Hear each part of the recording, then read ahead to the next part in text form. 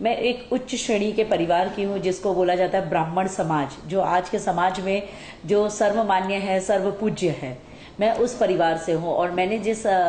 Cast में शादी की है वो शेड्यूल कास्ट है। अब उसके कारण में ये दिक्कतें हुई थी कि मैंने अपने परिवार में तो छुआछूत की भावनाओं को महसूस किया, जबकि मेरे ख्याल से मैं जितना समझती हूँ किसी की भी जाति जो है उसके पिता के आधार पर होती है, लेकिन उसके बाद भी मेरे ही परिवार ने मुझे जाति से बाहर किया, ये बताते हुए कि अब मैं अछूत हो गई हूँ क्योंकि मैंने एक शेड्यूल कास्ट में शादी किया। उसके बाद भी मैं अपनी लड़ाई लड़ती रही। मैंने मेरे परिवार से कहा आपको नहीं बात करना है मत करिए। समाज से कहा, मैंने कहा आप मेरा क्या करेंगे, मैं आपको अपने आप को साबित करके दिखाऊंगी कि जो मैंने आज किया वो बेहतर था और उम्दा है जो आप करते उससे तो। और उसके बाद में मैंने अपने जीवन में संघर्ष करना चालू किया। संघर्ष में मैंने बहुत सी मुश्किलों को झेला क्योंकि मेरे पिताजी, मेरा परिवार बोले तो मुझे, या मेरा समाज बोले तो ना वो मुझे आर्थिक सहायता देता था, ना वो मुझे मानसिक कभी मेरी मदद के लिए खड़ा होता था और ना मुझे कभी सामाजिक मदद मिल पाई है। मैंने अपनी लड़ाई खुद लड़नी स्टार्ट की। उसके बाद में मुझे एक मानव समाज का पता चला जिसमें मैं सर्वप्रथम वहां पे जिनसे मिली थी वो वहां के संरक्षक थे,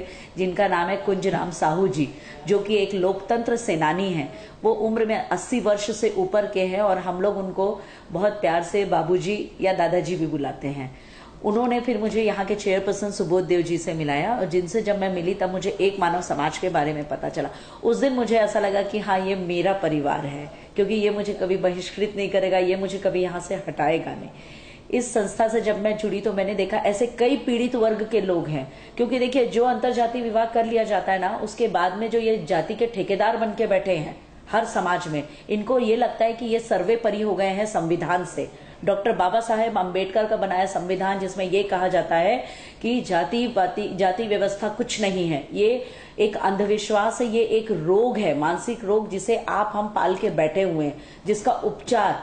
करना जरूरी है, जो कि कहीं ना कहीं शिक्षा से ही हो सकता है। और वो जो शिक्षा का स्तर है वो मुझे ऐसा लगता है कि आज भी इन लोगों में सिर्फ कागज की डिग्री पाने तक है, जो वास्तविकता होनी चाहिए वो इन लोगों में नहीं है। तब मैं इस एक मानव समाज के संगठन से जुड़ी और मैंने उनके साथ में मिलके ऐसे पीड़ित परिवारों की मदद करना शुरू की, जिसमें हमने कई ऐसी जगह जहां पे ये चीजें बहुत ज्यादा है वहां विचार गोष्ठी करवाई, लोगों को समझाया, जागरूक किया इस क्षेत्र में, और जागरूक करके उनको इकट्ठा करना शुरू किया। उन्हें हमने कहा आप डरो मत, हम आपके साथ हैं, आप लड़ो, आप संघर्ष करो, हम आपको सपोर्ट देंगे, किसी की जरूरत नहीं है। हम जब संगठित हो जाएंगे हम खुद एक बहुत बड़ा परिवार होंगे, एक समाज बनेंगे हम, और जब एक समाज बनेगा तो वो एक समाज लड़ेगा भी। एक मानव समाज जो है वो अंतरजातीय विवाह से पीड़ित, जिन्हें समाज पीड़ित करता है, उनके लिए तो उनके क्षेत्र में कार्य कर ही रही है कि अगर उन्होंने अंतरजातीय किया है तो इसमें सरकार की कुछ योजनाएं भी रहती है जो उन्हें मिलनी चाहिए, जिन्हें हम देखा जाए तो हंसी आती है उसके, अगर आंकड़ों की बात की जाए तो सरकारी योजनाएं मेरे ख्याल से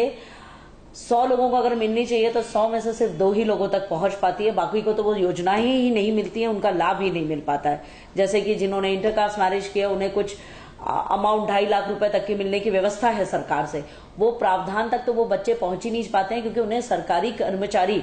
भ्रमित कर देते हैं ये बता बता के कि नहीं ये आपका ये पेपर नहीं है और वो पेपर नहीं है, ये दस्तावेज आप लोग दीजिए करके। ये एक अव्यवस्था है जिसपे एक मानव समाज काम करता है, उनको उनके अधिकार दिलाने के लिए। दूसरा, इस पे जो बाल विवाह, एक अंधविश्वास है कि हमारी बेटी, अगर कभी किसी को पता चल जाता है कि कोई लड़की जो है या कोई किसी से प्यार करती है और वो 18 साल होते ही बालिग होकर शादी कर लेगी, तो वहां वो लोग क्या करते हैं कि ये जब बच्ची बालिग नहीं होती है तभी उसकी शादी की व्यवस्था भी करवा देते हैं, शादी भी होने लग जाती है कई जगह पे। एक मानव समाज ने ऑब्जेक्शन उठा के उन शादियों को, उन विवाह को भी रुकाया है कि बाल विवाह है, ये भी कानून के खिलाफ है, इस पे भी एक मानव समाज काम करता है। एक मानव समाज आरटीई के तहत जो बच्चे, जैसे जिनके माता पिता ने अंतरजातीय विवाह कर लिया है, अब कर लिया है तो डेफिनेटली वो आर्थिक स्थिति से कमजोर हो गए, क्योंकि ना उन्हें ससुराल से सुख है ना उन्हें मायके से सुख है, कहीं से सुख नहीं है। वो लड़की तो बेचारी पिस गई, लेकिन वो एक माँ है,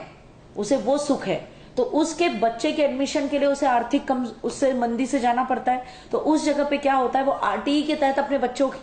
को स्कूल में एडमिशन करवाते हैं, लेकिन विडंबना देखिए हमारे भारत देश की कि वहां भी उसको कहीं ना कहीं पीड़ित होना पड़ता है, वहां भी उसके बच्चे को एडमिशन नहीं दिया जाता है क्योंकि उसके पास में पैसा नहीं है अपने बच्चे का एडमिशन करवाने के लिए। और स्कूल, बिल्कुल शिक्षण संस्थान जो आज की डेट में एक कमाई का जरिया बना हुआ है। हमारे राज्य में बोले या भारत देश की बात करें, वहां पे आरटीई की भी कीमत कहीं नहीं की जाती है। और ऐसी सब कुरीतियों को ही लेके,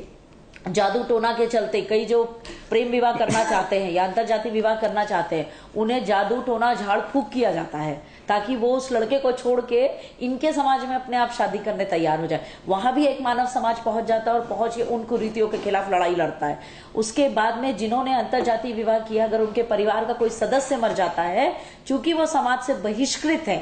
तो उन्हें क्या किया जाता है कि आप जाके शमशान घाट में जला नहीं सकते। वहां रे विडंबना भारत देश की और छत्तीसगढ़ की कि मरे हुए व्यक्ति पे भी वहां राजनीति होती है। समाज के ठेकेदार वहां भी अपने आप को आके सर्वेपरि बताते हैं। वहां भी एक मानव समाज जाता है और जाके लड़ाई करता है कि आप कैसे नहीं करेंगे, हम उनसे लिखित में मांगते हैं। जब वो हमें लिखित में नहीं दे पाते हैं तो सरपंच कथित समाज के ठेकेदार आते हैं और आके माफी मांगते हैं और वहां पे उनका सारा जो दाह संस्कार की क्रिया है वो तब करवाई जाती है। ऐसी कई चीजें, किसी का पति मर जाए तो पति में जो भोग खिलाने की प्रथा है कि भाई आप हमें खाना खिलाइए, 13वीं करिए, 10 गात्र करिए, उसमें भी क्योंकि वो तो अंतरजातीय विवाह कर लिए हैं, अभी उनको तो आर्थिक मदद जो अगर उन्होंने कमाया तो ठीक है, पर अगर किसी घर का मुखिया मर गया तो आर्थिक स्थिति उसकी वैसे ही कमजोर है। वहां पे फिर एक मानव समाज अपने तरफ से पैसे इकट्ठे करके उनकी 10 गात्र के कार्यक्रम में भी सहयोग करता है। ऐसी कुछ चीजों के लिए एक मानव समाज निरंतर प्रयासरत है, क्योंकि एक मानव समाज सिर्फ ये बताना चाहता है सरकार को और समाज के ठेकेदारों को, आप नहीं हैं और वो अकेले नहीं हैं, हम एक हैं और आप पे भारी ही हैं।